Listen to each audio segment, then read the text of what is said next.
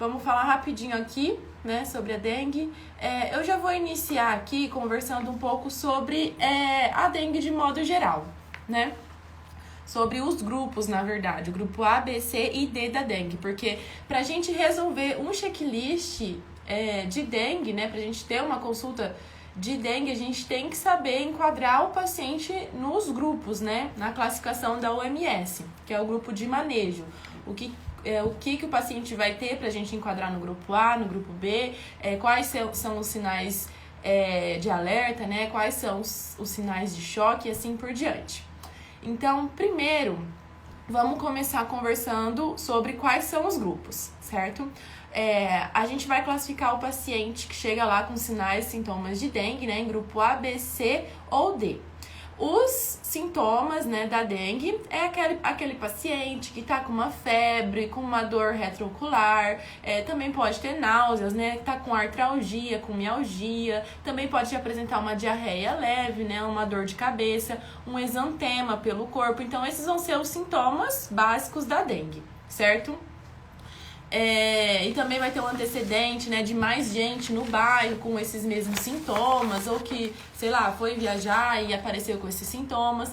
Então, o grupo A vai ser aquele paciente que chega, né, com uma febre recente e que a gente tem lá a clínica e a epidemiologia, né, de dengue. Então, vai ser aquele paciente que tá com febre, que chega com mialgia, com cefaleia, com náuseas, né, pode ter também um exantema que coça, mas ele não vai ter sinais de alarme, não vai ter sinais de choque, não vai ter fator de risco, não vai ter uma comorbidade, não vai ter alteração das plaquetas, vai ser aquele paciente que só tá mesmo com os sintomas típicos da dengue, né. Esse paciente que só tá com os sintomas, mesmo sem nenhum sinal de gravidade, a gente vai enquadrar ele no grupo A, tá? Do manejo da dengue.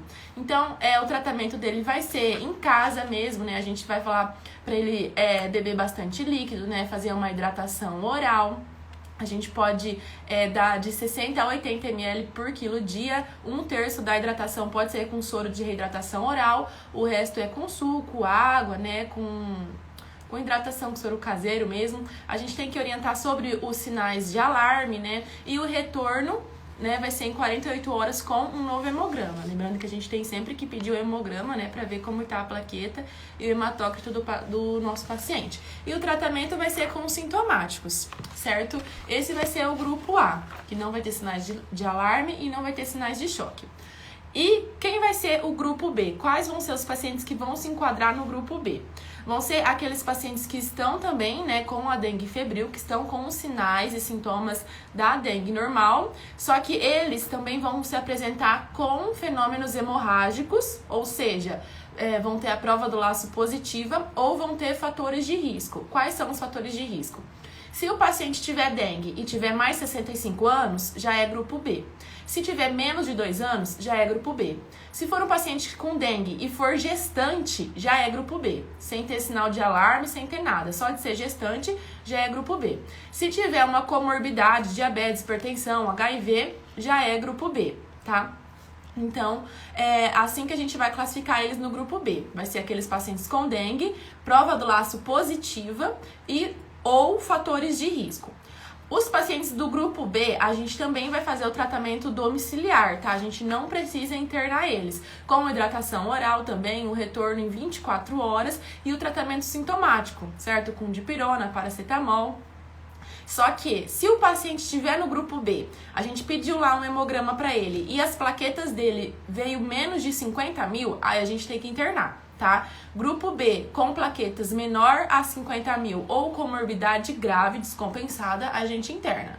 Grupo B, com plaqueta maior a 50 mil, que são os pacientes com prova do laço positiva ou os fatores de risco que eu já falei, a gente faz o tratamento domiciliar, tá? Lembrando que gestante é grupo B, maiores de 65 anos ou pacientes com diabetes e hipertensão também são grupo B. O grupo C, quem é que a gente vai enquadrar no grupo C? Vão ser aqueles pacientes que têm os sintomas, né, de dengue, que têm a epidemiologia e que apresentam os sinais de alarme. Esses pacientes a gente tem que internar certo? E fazer a hidratação parenteral em ciclos de 2 em 2 horas, com reavaliações constantes, de 2 em 2 horas, né? Reavaliação clínica e laboratorial a cada 2 horas. E aí, quais vão ser os sinais de alarme para dizer, não, esse paciente aqui realmente ele tá no grupo C? Vai ser aquele paciente que se apresenta com uma dor abdominal intensa e contínua, aquele paciente com vômitos persistentes, vomita, não para nunca de vomitar, aquele paciente com hipotensão postural ou com aumento abrupto das plaquetas, ou aumento abrupto do hematócrito, ou com uma queda abrupta das plaquetas, tá? Ou um paciente que começa a apresentar sonolência, diminuição da diurese, ou um sangramento importante de mucosas. Então, esses são os sinais de alarme. A gente pode classificar um paciente no grupo A, orientar sobre os sinais de alarme, ele ir embora e de repente ele voltar falando que tá com uma dor abdominal muito forte, que começou a sangrar, que não tá mais urinando, então a gente já muda a classificação dele pro grupo C, tá? Então vai ser assim. E o grupo D vai ser aqueles pacientes que apresentam sinais de choque. Se chega lá o paciente com uma taquicardia e taquipneia, com a pressão arterial convergente, ou seja, uma diferença de 20 milímetros de mercúrio, né? Por exemplo, 140 por 120. Ou o paciente que está com as extremidades frias, com cianose, com um enchimento capilar lento, né? Maior de 2 segundos, com hipotensão, que daí já é uma fase tardia do choque, né? Com oligúria, com pulso rápido e fino, aí a gente já classifica ele como grupo D, tá? E aí a internação na UTI, né, hidratação parenteral rigorosa e assim por diante, mas eu acho muito difícil cair grupo D na nossa prova. Provavelmente, se cair, vai ser um paciente no grupo B ou C, né, que seria com sinais de alarme. Então, só recapitulando, grupo A, aquele paciente que só tá lá com sintomas da dengue, né, que tem a epidemiologia, mas tá com o exame laboratorial normal, tá com a prova do laço negativa, não tem nenhum fator de risco, não tem nenhuma comorbidade grave, não é gestante, assim por diante. Esse é o grupo A. O grupo B é aquele paciente com sintomas típicos e com fator de risco ou com a prova do laço positiva, tá? O tratamento também vai ser em casa, mas se for do grupo B com as plaquetas menor a 50 mil, a gente interna. O grupo C são os pacientes com sintomas típicos da dengue, mais sinais de alarme, a gente classifica grupo C já interna, e grupo D são os pacientes com sinais de choque, e aí já é internação na UTI, tá? Falando rapidinho também sobre a prova do laço. Como é que a gente faz a prova do laço? Primeiro, a gente tem que aferir a pressão do paciente, né? A gente vai lá, aferir a pressão normal do paciente. E aí, a gente tem que fazer a média da pressão arterial. Como que a gente faz isso? A gente vai pegar a pressão arterial sistólica, somar com a pressão arterial diastólica. Por exemplo, 120 e 80. A gente soma 120 mais 80 vai dar 200. E aí, a gente divide por 2. Essa vai ser a média. A soma da sistólica com a diastólica dividido por 2. A média será 100, certo? Aí, como que a gente vai realizar a prova do laço em si, né? Continuando, na verdade. A gente vai inflar o manguito até a pressão média do paciente, que foi 100 o nosso cálculo, no nosso cálculo, né? Num exemplo de 120 por 80. A pressão média do paciente seria 100, a gente infla o manguito até 100 e deixa por 5 minutos se for adulto e 3 minutos se for criança. Se começar a surgir as petequias, né, as manchas vermelhas no paciente, é porque... se começar a surgir as manchas vermelhas no paciente, a gente tem que localizar a parte que tem uma maior quantidade de manchas, fazer um quadradinho de 2,5 por 2,5 centímetros e contar quantas petequias tem lá dentro. A prova do laço vai ser positiva se der mais de 20 no adulto e se der mais de 10 na criança, certo? Então é simples, é fácil, a gente faz a média da pressão arterial, infla o manguito até o resultado do nosso cálculo, né? Que no exemplo seria 100. Nos adultos a gente deixa 5 minutos, nas crianças a gente deixa 3 minutos.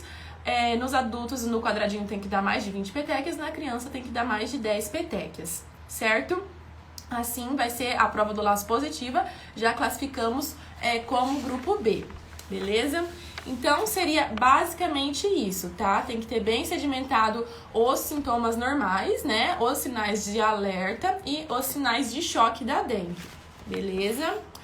Agora, vamos para um checklist mesmo, né? Vamos ver na prática, na prova, como que seria cobrado isso daqui.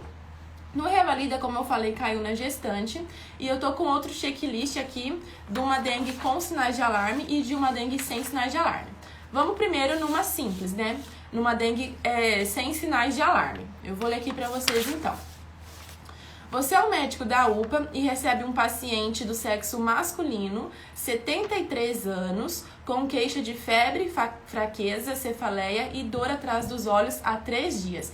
Então, só que no começo a gente já pensa em dengue, né? Dor retroocular, dor atrás dos olhos, mais febre, mais dor de cabeça e mal-estar geral, né? Fraqueza, a gente tem sempre que pensar em dengue. Então, nos próximos 10 minutos, realize a anamnese direcionada, exame físico, hipótese diagnóstica e a conduta terapêutica.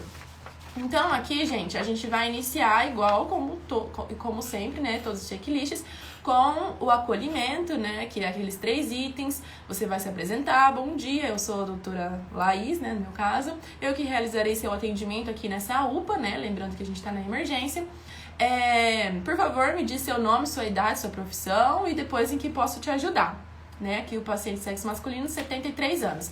73 anos já é grupo B, lembra? Maior de 65 anos é um fator de risco, a gente já enquadra automaticamente no grupo B. Então, só que no começo a gente já sabe que o paciente é grupo B. Vamos então pesquisar se ele tem sintomas, sinais de alarme, para ver se ele sobe pro grupo C. Por enquanto ele é grupo B, só por ele ter mais de 65 anos, tá? Então aí a gente começa perguntando sobre a queixa principal do nosso paciente, né? O primeiro item lá, a queixa principal. Então, quando que começou sua febre, né? Você aferiu a febre? É uma febre alta, é uma febre baixa? Tem calafrios? Você tomou alguma medicação, né, que melhorou ou não melhorou, como que foi? Então seria a anamnese da febre. Depois da dor de cabeça. Quando que iniciou a dor de cabeça? É na cabeça inteira? É unilateral? De 1 a 10, qual a intensidade dessa dor, né, sendo 10 mais forte? Ela é pulsátil? Ela é constante? Como que é essa dor? Você tomou algum medicamento? Essa dor melhorou? Você já teve isso antes ou é a primeira vez? Já fazemos a anamnese da dor. Perguntar os sintomas associados, né? Se ele teve náuseas ou vômitos, se ele teve exantema, né? Manchas vermelhas pelo corpo. E também perguntar sobre a dor retroocular, né? Confirmar, perguntar, o senhor tá com dor retroocular? Sempre verbalizar, falando que a gente perguntou realmente sobre isso também. Sobre mialgias, artralgias. E aí perguntar, fazer a anamnese dos sintomas associados, buscando ou descartando sinais de alarme, certo? Ou de choque também, né? Perguntar se ele tá com dor abdominal, se ele tá com vômitos persistentes, se ele tá com diarreia, se ele tá com hipotensão postural, né? Aí a gente vai saber o valor do hematócrito e das plaquetas depois, lá quando a gente pedir os exames dele, né? Mas enfim, a gente tem que fazer essa investigação, né? Perguntando das queixas principais do nosso paciente, descartando outras possibilidades diagnósticas e perguntando os sintomas associados, buscando talvez sinais de alarme. Aqui, o nosso paciente do nosso checklist aqui, ele ia dizer que ele observou também algumas pintinhas vermelhas pelo corpo, ele ia negar vômitos, diarreia e sangramentos. Também é importante a gente perguntar de sangramentos. Ele ia dizer que ele usou paracetamol e que aliviou um pouco o quadro. Então, beleza. Aqui, ele já tem respondido sobre a queixa principal e os sintomas acompanhantes. Em seguida, a gente pode perguntar sobre a situação vacinal do paciente, né? E depois sobre se mais alguém, né, na casa dele ou no bairro dele apresentou os mesmos sintomas, já pensando em dengue ou até zika, chikungunya, né? Mais frequente, eu acho mais provável de cair no Revalida será a dengue. Mas sempre pensando também nos diagnósticos diferenciais e fazendo perguntas para descartar os nossos diagnósticos diferenciais. Então, perguntar se mais alguém no bairro dele apresentou os mesmos sintomas ou na casa dele, se ele viajou nos últimos dias, né? Se tem focos de água parada lá na casa dele, se tem terrenos abandonados, né? Ali perto da casa dele, assim buscando também focos da dengue mesmo, né? Buscando esses pontos chaves pra gente ir guiando o nosso checklist. Aqui ele ia relatar que a vizinha também vem apresentando os mesmos sintomas. Então, mais um pontinho pra gente pensar em dengue, né? Continuando, Aqui, como ele é um homem, a gente não precisa perguntar dos antecedentes gineco-obstétricos, né, óbvio. E a gente tem que seguir perguntando dos antecedentes patológicos pessoais e familiares. Se ele tem diabetes, hipertensão, alguma doença do coração, né? Se alguém da família dele tem alguma dessas doenças e se ele usa medicações de uso contínuo, né, todos os dias. Aqui ele ia dizer que é hipertenso e que ele está em uso de amlodipino e ia negar outras comorbidades. Mais um motivo para a gente enquadrar ele no grupo B, né? Ele negou qualquer sinal de alarme e ele tem mais de 63 anos e ele é diabético. Então, ele já se enquadra no grupo B. Mais de 65 anos, desculpa. E ele já se enquadra no grupo B até aqui, tá? Então aí a gente já pode ir para os hábitos, né? Se ele tem alergia a alguma coisa, né? Medicamento, alimento, qualquer coisa. Se ele fuma, bebe ou usa drogas ilícitas, aqui ele ia negar alergias e ia negar água parada também. E ele ia dizer que mora ao lado de um terreno abandonado, certo? Então essas seriam as informações que o nosso paciente ia relatar pra gente. Então, aqui terminamos rapidamente a anamnese direcionada para a queixa do nosso paciente e vamos para o exame físico. No exame físico, né, a gente solicita sempre a permissão do paciente, solicita que ele deite na maca, a gente se posiciona à direita do paciente, lava nossas mãos, aquece, coloca luvas, máscara, né, sempre verbalizar, pedir ectoscopia geral com pele, mucosas, né, buscando sinais de desidratação, que também os pacientes apresentam na dengue, e os sinais vitais gerais, sempre verbalizando, eu quero frequência cardíaca, respiratória, temperatura, pressão arterial, pulso, saturação, né? Então, a gente sempre tem que ir verbalizando o que a gente quer. Aqui estaria tudo normal, regular estado geral, APA 120/80 normal, tudo normalzinho. Só que a única alteração seria a temperatura, que ele estaria com 37,8, estaria com febre. E na ectoscopia geral estaria desidratado com exantema maculopapular em tronco. Então, mas reforçando nossa hipótese diagnóstica de dengue, né? Aí a gente segue no exame físico, começando, a gente também pode pedir, se a gente tiver em dúvida, né, do nosso diagnóstico, a gente pode pedir o exame neurológico, talvez para descartar uma meningite, né, porque a meningite também pode dar manchas vermelhas pelo corpo, febre, dor de cabeça e vômitos, né, só que não vai ter esse antecedente de água parada, né, por aí. Então, se você quiser também, você pode pedir o exame neurológico, né? Ver se tem sinais de rigidez de nuca, sinais de Kerner-Brudzinski e o Glasgow do paciente. Fazer rapidamente o exame físico torácico, né? Com inspeção torácica, ausculta cardiopulmonar, palpação e percussão. Depois, exame físico abdominal com inspeção, ausculta sempre em segundo lugar no abdômen. E percussão e palpação, por último, na região abdominal. Membros, né? E aí, aqui estaria tudo normal, certo? O cardíaco normal, abdômen normal, respiratório normal. Aqui não teria exame neurológico. E a única alteração é que ele estaria com uma hepatomegalia e com um abdômen levemente distendido. Aí a gente já pode ir para os exames, certo? Quais são os exames que a gente deve solicitar aqui? Primeiro é a prova do laço, né? A gente tem que solicitar a prova do laço e verbalizar como se faz, né, rapidinho, se tiver pedindo lá, né, se a gente julgar necessário naquela estação. Geralmente é necessário, sim, a gente dizer como que faz a prova do laço, né? Perder ponto você não vai.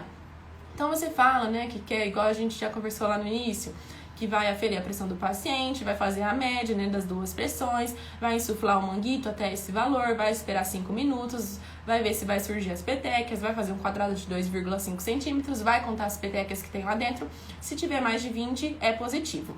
Depois, a gente vai pedir um hemograma, né, para ver as plaquetas, o hematócrito. Geralmente, na dengue, o paciente também se apresenta com diminuição dos leucócitos, né, com leucopênia.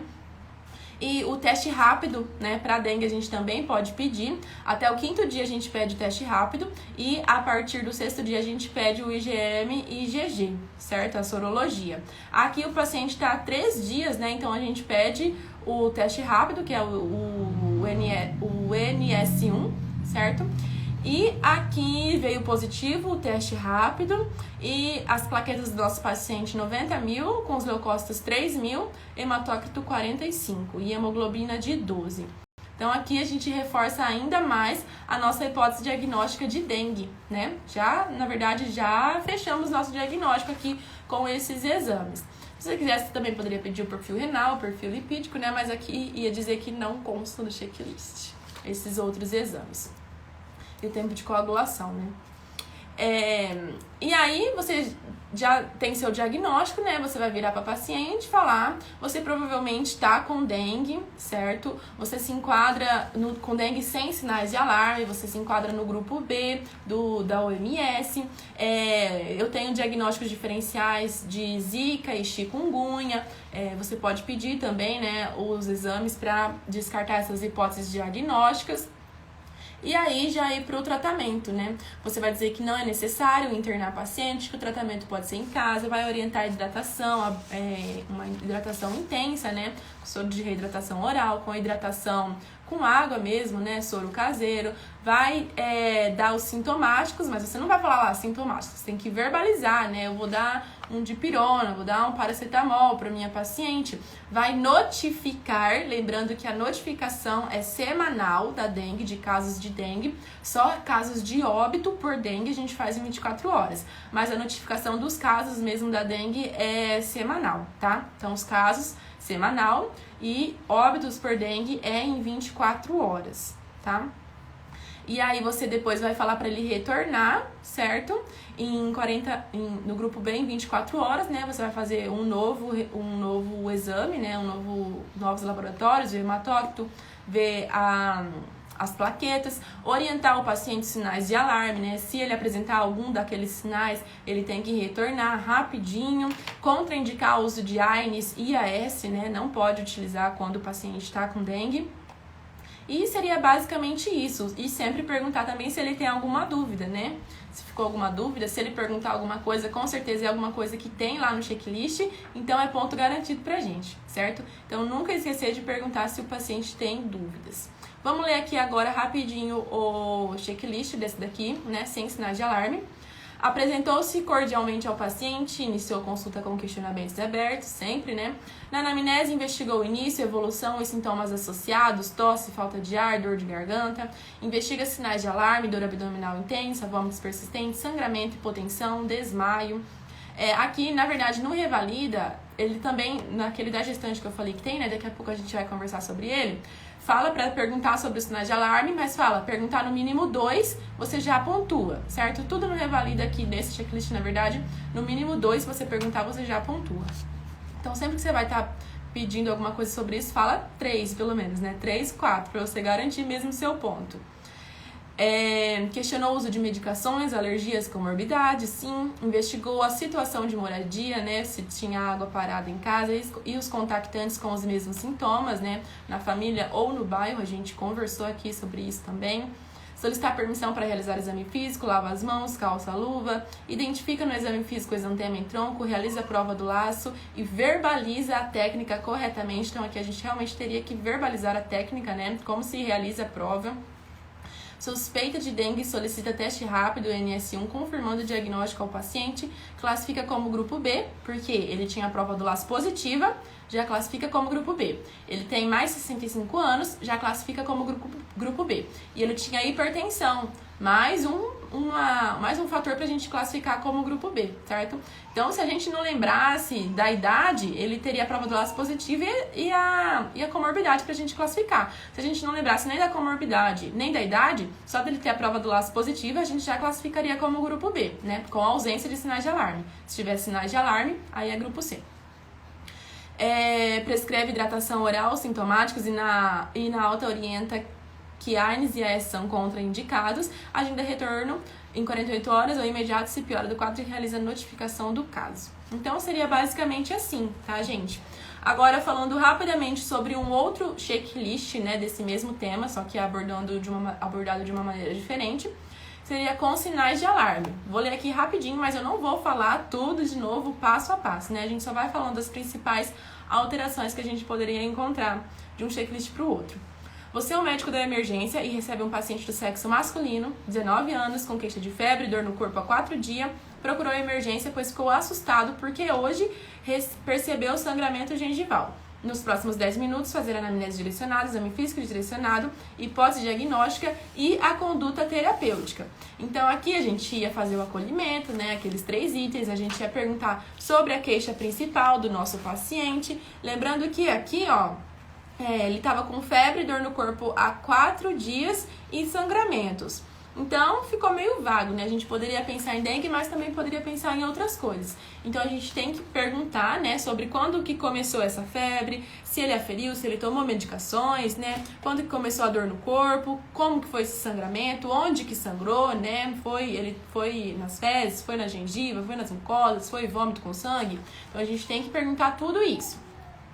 E perguntar sobre os sinais de alarme, seriam os sintomas associados. Por isso que a gente sempre tem que perguntar, não pode esquecer. Porque aqui, quando a gente perguntar se você está tendo dor abdominal intensa, contínua, você está tendo vômitos persistentes, você está tendo hipotensão, o paciente ia falar que ele estava com dor atrás dos olhos e que há 2 dias ele percebeu uma dor abdominal intensa. Quando você fosse realizar o alícia dessa dor, né? Quando apareceu, localização da dor, irradiação da dor, caráter da dor, intensidade e com que melhora, com que piora, se já teve antes, ele diria que estava de 8 a 10 só, é a informação que ele daria de dor. Então, estava com uma dor intensa, né?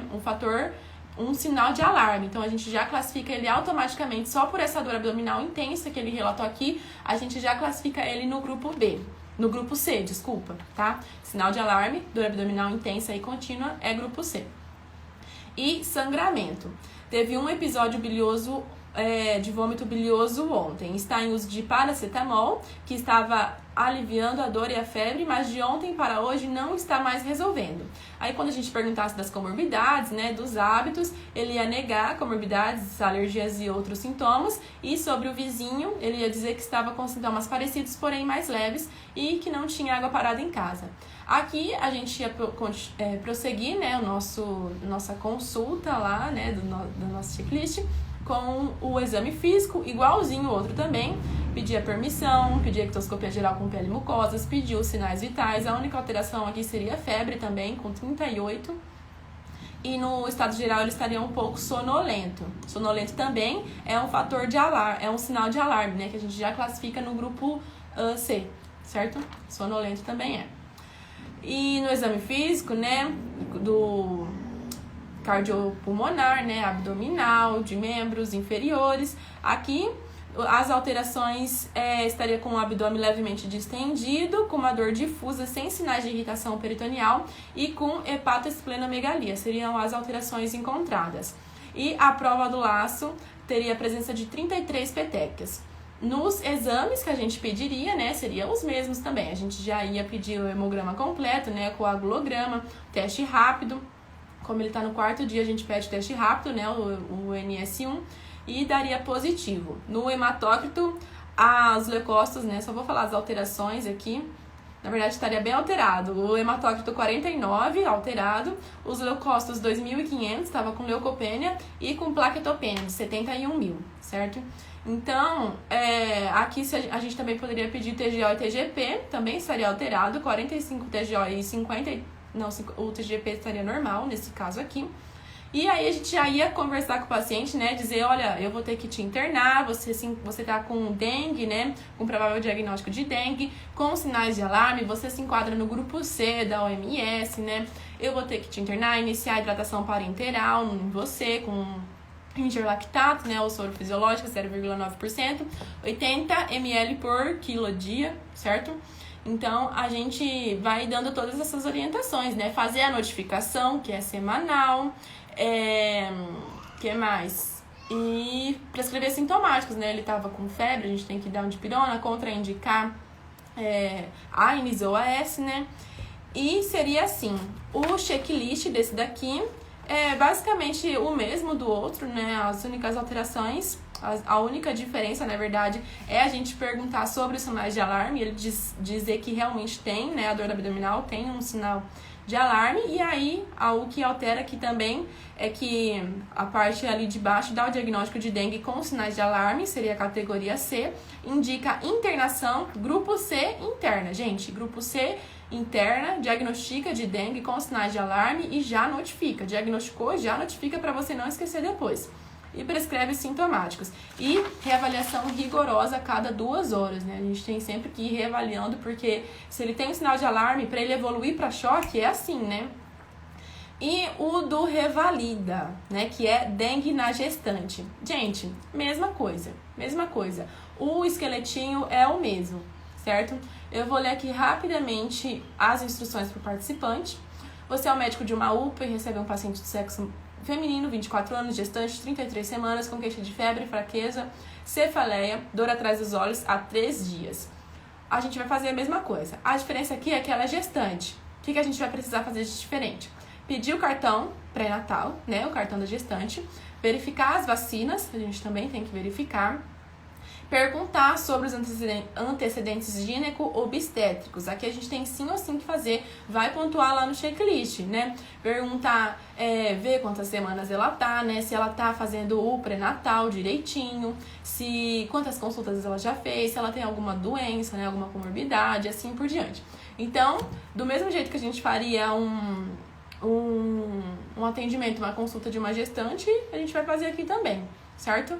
Então, nunca esquecer de pedir o cartão da gestante, além de buscar, né, de fazer a anamnese da queixa principal, dos sintomas acompanhantes, né, pesquisar sinais de alerta, sintomas de alerta, de sangramentos, pesquisar sobre o exantema e interrogar sobre o pré-natal. No exame físico, a diferença que a gente vai ter que fazer também aqui, como é uma mulher está gestante, a gente vai ter que fazer, além do exame físico normal, que a gente já comentou 2 vezes, a gente vai ter que fazer a avaliação gineco-obstétrica, né? Nessa paciente aqui, o exame gineco-obstétrico da paciente. Prova do laço a gente também faz, pede os outros exames, né? Pede o hemograma completo, o perfil renal, o perfil hepático, tudo, certo? Aí a gente vai dar o diagnóstico de dengue também, certinho, vai pedir a sorologia, né? E aí, aqui nesse caso, quando a gente perguntasse pra ela, né, se ela tinha alguma dúvida, se ela tinha alguma coisa pra falar, ela ia perguntar do filho dela, provavelmente, né? Pelo que eu li aqui no checklist, seria isso. E aí a gente teria que explicar, né, o risco, que tem um risco sim de transmissão vertical, ou seja, que pode passar da mãe pro filho, né? Opa, bati aqui. Que pode passar da mãe pro filho, então ela ia perguntar, a gente ia responder, se a gente respondesse certo, era ponto garantido aqui no checklist. E aos riscos, né, materno-fetais, que seriam aborto, trabalho de parto prematuro, restrição do crescimento intrauterino, baixo peso ao nascer, hemorragias, acometimento neurológico. Então, isso constava aqui no checklist e a gente precisava pedir, tá? E o resto, mesma coisa, notificar, prescrever analgésicos, antitérmicos, contraindicar AS, anti-inflamatórios, indicar internação. Quer dizer, não há necessidade de indicar internação, né? Que ela não tem nenhum sinal de alarme aqui nesse caso. Ela é gestante, ela é grupo B automaticamente. Grupo B, a gente só interna se tiver as plaquetas menores a 50 mil ou se tiver uma comorbidade grave descompensada, né? Grupo B, a gente faz acompanhamento, a gente solicita os exames e retorno em 24 horas, se eu não me engano, tá? Então, o tratamento para essa gestante, mesmo ela sendo gestante, o tratamento seria em casa mesmo, né? E as orientações gerais da paciente. O Pedro Calmon perguntou, o NS1 pedimos só nas gestantes, nos pacientes com sinais de alarme? Não, a gente pode pedir para os pacientes que a gente suspeita de dengue, a gente pede, né, o teste rápido, a gente pode pedir até o 5º dia, né, se eu não me engano é até o 5º dia, 3º ou 5º dia. E aí, a partir do 6º dia, a gente pede a sorologia. Se você está suspeitando de dengue, você pode pedir, tá? Que daí vai ter lá os sintomas típicos de dengue, não necessariamente ele precisa ter os sinais de alarme para você pedir, belezinha?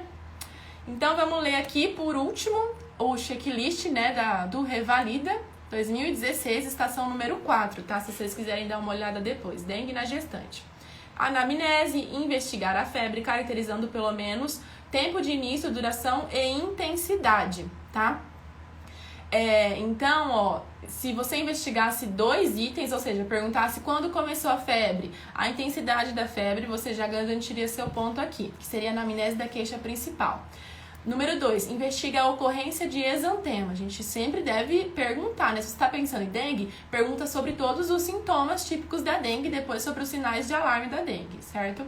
Então, 2, presença de exantema. 3, investiga a ocorrência de sintomas articulares, como artralgias, edema articular ou limitação funcional, que tá falando dos sintomas típicos da dengue mesmo, né? E consta todos no checklist em locais separados. Cada um desses valia 0,50, 0,25, 0,25. É pouco, mas se for juntar, já dá um pontinho aqui, né? Só de você perguntar os sintomas típicos da dengue. Investiga os seguintes sintomas: cefaleia, mialgia, dor retroorbitária, dinamia, prostração, 2 ou mais, adequado. Se você perguntar só um, parcialmente adequado. 5, investiga sinais de alarme. Olha só, consta no checklist, tá? Dor abdominal, vômitos persistentes, hipotensão postural, lipotímia, sonolência, diminuição da diurese, irritabilidade, desconforto respiratório. Adequado, 2 ou mais sinais. Pesquisa a ocorrência de sangramento, né? Poderia ser epistaxe, sangramento, hemorragias na pele, gengivurragia, hemorragia conjuntival, hematêmese, melena, sangramento vaginal, hematura. Então, 2 ou mais desses você pontuaria no número 5, no número 6. Número 7, interroga se está fazendo pré-natal. Ela é gestante, a gente não pode esquecer do pré-natal, né? Número 8, verbaliza a necessidade de verificar a pressão arterial. 9, frequência cardíaca. 10, realizar exame físico do abdômen. 11, exame físico ginecobstétrico. Então, sempre verbalizar. Você tem que verbalizar tudo que você vai falar. Sempre verbalizar. Lembrando que o exame físico do abdômen faz parte do exame físico ginecobstétrico. Sempre que você pedir ginecobstétrico, você tem que pedir o do abdômen também. 12, verbaliza a necessidade de realizar a prova do laço. Informa que o resultado está normal. Informa que é grande a probabilidade do diagnóstico ser dengue, não aceitar virose ou quadro viral ou síndromes virais. Então aqui a gente tinha que falar realmente que era um provável caso de dengue, a gente ia pedir lá a prova do laço, ia vir negativa, a gente tinha que verbalizar que estava negativa a prova, né, pra gente conseguir pontuar. Só solicitar, a gente não ia ter o ponto completo aqui. Me perdi.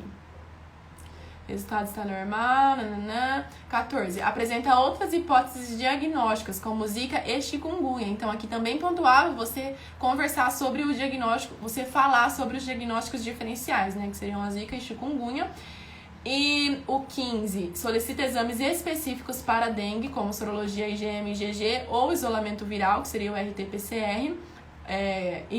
Imunohistoquímica ou NS1, todas para amostra de sangue. Então aqui, se você solicitasse sorologia, você pontuaria. Se você solicitasse o NS1, você também pontuaria, tá? Qualquer um dos dois você pontuaria aqui. 16, solicita exame específico para para zika e chikungunya. Não é necessário especificar a técnica do exame, você só tinha que solicitar o exame mesmo, né, para descartar essas hipóteses diagnósticas. 17, solicita hemograma. Depois, sobre a conduta. 18, responde que há risco de transmissão vertical. Então, ela te perguntou, você respondeu corretamente, ponto no checklist.